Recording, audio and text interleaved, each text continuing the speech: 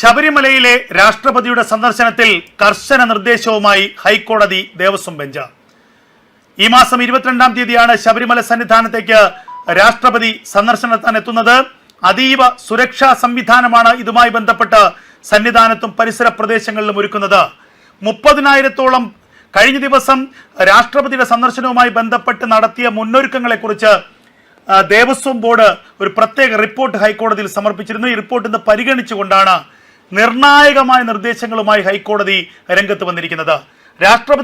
രാഷ്ട്രപതിയുടെ സന്ദർശന ദിവസം 30,000-ഓളം പേർ ശബരിമല സന്നിധാനത്ത് സന്ദർശനത്തിനെത്തുമെന്നും 30,000-ഓളം ഭക്തരെത്തുമെന്നും ദേവസ്വം ബോർഡ് നൽകിയ റിപ്പോർട്ടിൽ പറയുന്നു. അങ്ങനെയെങ്കിൽ രാഷ്ട്രപതിയുടെ സന്ദർശനം മൂലം ഭക്തർക്ക് യാതൊരുവിധ ബുദ്ധിമുട്ടും ഉണ്ടാകരുത്. തിക്കും തിരക്കും നിയന്ത്രിക്കാൻ കർശനമായ നടപടി സ്വീകരിക്കണം. പോലീസിനും ദേവസ്വം ബോർഡിനും ഇത് സംബന്ധിച്ച കർശനമായ നിർദ്ദേശമാണ് ഹൈക്കോടതി നൽകിയിരിക്കുന്നത്.